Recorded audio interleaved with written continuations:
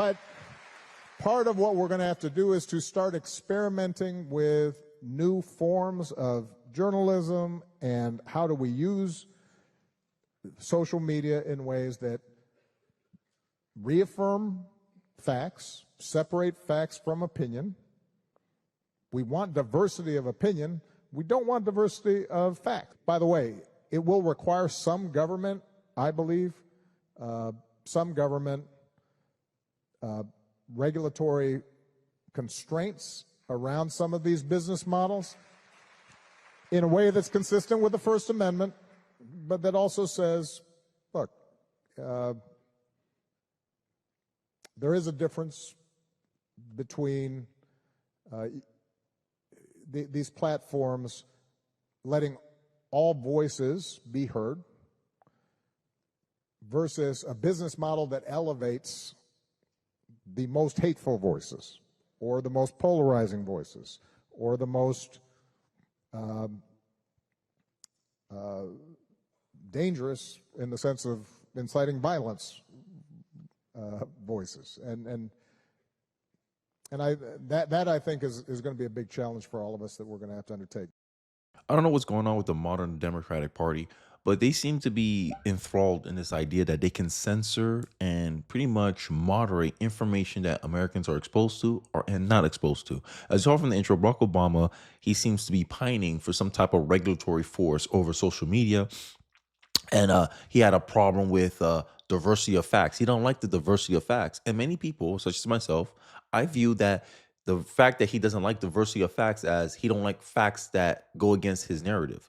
He don't like he has the diversity of facts. I don't want diversity of facts is a way of saying, hey, we want to legitimize some facts that back up our worldview and destroy the credibility of facts that don't align with what he wants, right? Such as let's say the tariffs, for example. How long the media have been saying that tariffs will cause massive inflation? We have not seen that yet. So couldn't we categorize that as misinformation from the media, Barack Obama? But no, it's fine. It's allowed to slide. And this is kind of the double speak that get Democrats in trouble. The modern Democrat Party will arrest your presidential candidate, censor your speech, and then accuse you of being a fascist.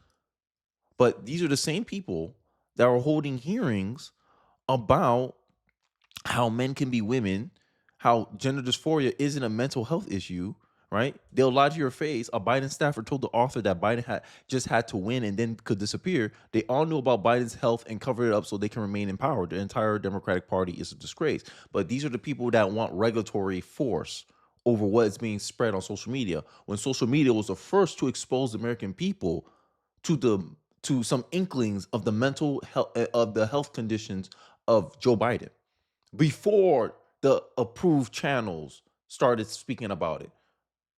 There was polls already documenting that Joe Biden, many Americans believe that Joe Biden was mentally unfit to be president, and the media spent another couple more years trying to convince American people that no, don't trust your lying eyes, trust us. And this is why I'm so against censorship, whether it comes from the left, right. I don't care. I don't like people trying to dictate what you're allowed to speak on, what information you're allowed to be exposed to, because they want to try to preserve some narrative. And I think for the longest time, many people have known that when people use misinformation, it's really a ploy in an attempt to protect a narrative. Let's take a look. I do think that several members of Congress in some of my discussions have brought up media literacy, because that is a part of what happened here. And we're going to have to figure out how we rein in our media environment so that you can't just spew disinformation and misinformation. I find it interesting to see Democrats say things like this because they regularly push misinformation. And the reality is they like to control the narrative. I mean, let's remember they quite literally banned a sitting president off of Twitter at the time. And there's a very real chance that if Elon Musk didn't buy X, Trump could have possibly lost the election. Elon buying X actually allows the free flow of information. Him buying X quite literally put a gap in the Democrats' narrative control machine. And if you pay attention to her words, she said rein in, which in other words means control what information is allowed to come out and what is not. And when you think about it, it's kind of scary because if this country would have allowed them, Democrats would have continued to work to control what you are and what you are not allowed to say. Also, what you are and are not allowed to see. They want narrative control and they hate not having it. That's why for the longest you've seen so much energy about misinformation and disinformation. It gives them a nice legal cover to control the narrative because in reality, misinformation and disinformation was more than things that were actually just not true.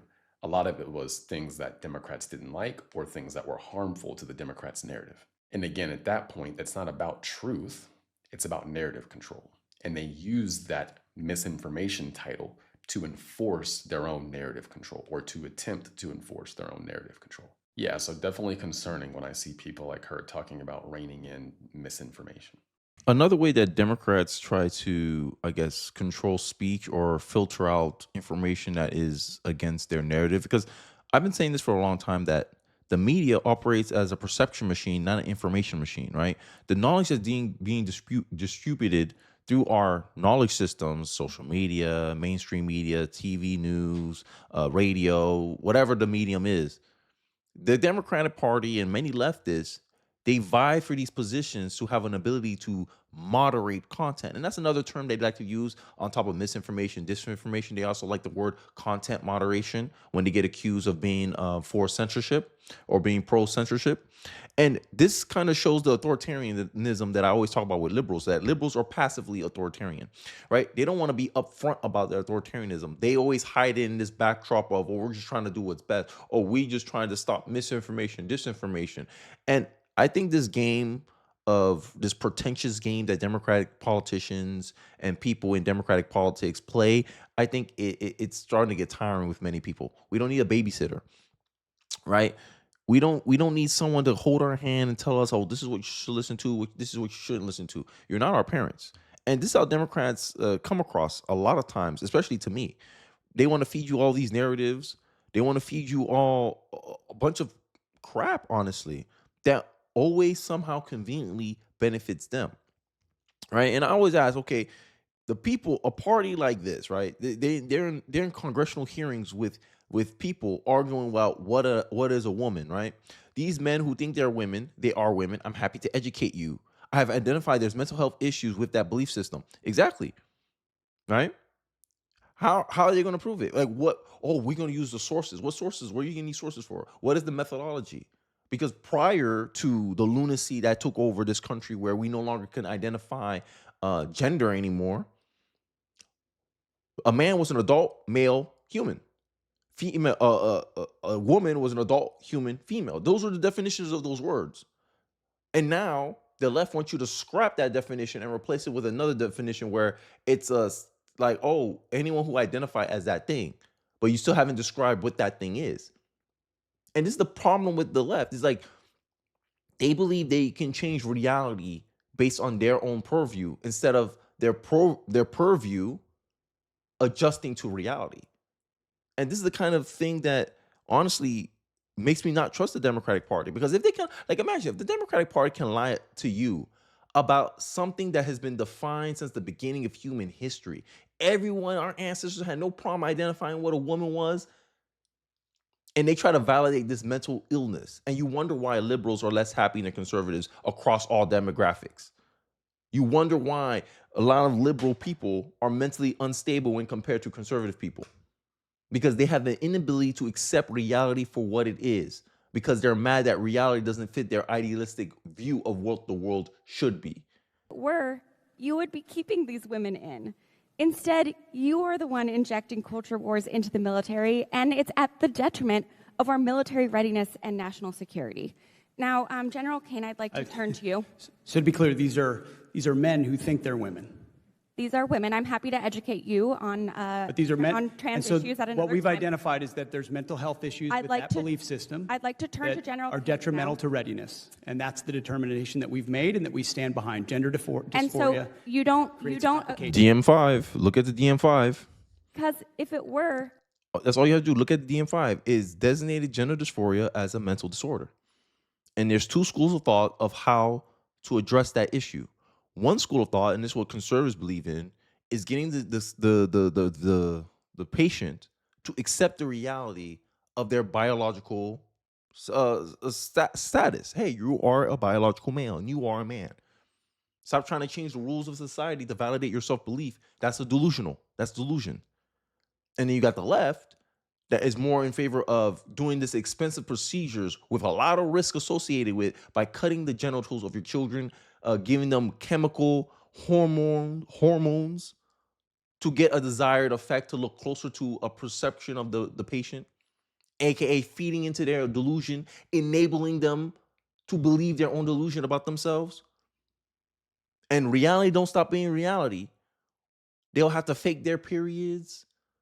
If they really went through the cut, they'll have a freaking dilator to help dilate themselves so that way their wound that they created downstairs stays open.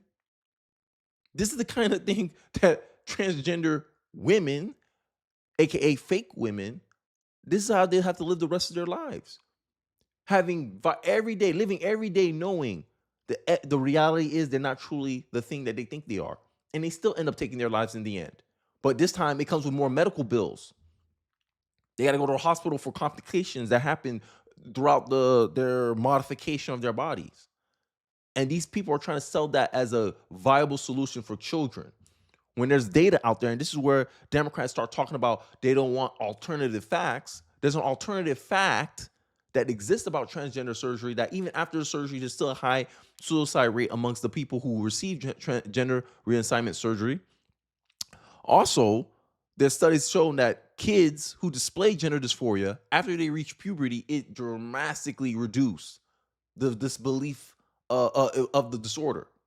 There's other stats out there that associate that there's other mental disorders that is correlated with gender dysphoria. People who suffer gender dysphoria have other mental health issues, such as narcissism, right? Autism is another one as well, right? The left don't want to contend with those facts. So instead, they want Obama and the Democratic Party to regulate what facts are meaningful and not meaningful so they can label alternative facts as misinformation, disinformation. You see the game now. And I think a lot of Americans are seeing through it. And I think, honestly, I'm tired of it. I think many Americans are tired of it. And these are the word games that Democrats play with knowledge. They try to get you to believe in a perception instead of informing you about reality. And it's unpractical. It's untenable, honestly. And this is why a lot of Democrats come across out of touch to me and many people. And they wonder why they have to borrow money just to keep their Democratic National Committee running. Because no one trusts them. Democratic mega donors trusted the Democratic Party with $1 billion, and then the party end up $20 million in debt. And they expect the people to still give them money after they show you the results. All you have to do is look at the results. You don't have to take my word for nothing. This is all my interpretation of events that happen. But you can't lie that you cannot tell me that these events have not happened. You can't tell me that these facts don't exist. And that's the problem. And this is why they're in so much favor of censorship. They don't want you to know about these things. They don't want you to have access to these things. They don't want you to be aware of these things because it makes it a lot harder for them to control the narrative. And that's what this disinformation, misinformation campaign is truly about. And I'll end it off with this final thought of mine. The World Economic Forum, they had outlined the top concerns they have about the global world. You know, these globalists, they care about the world so much. It wasn't, mass inflation. It wasn't global recession. Those weren't their top concerns. One of their top concerns was climate change and the spread of misinformation, disinformation. What do you think that it means? Code word for what? Their ability to control the global narrative. And they realized that democratizing free speech globally, it doesn't work in their best interest.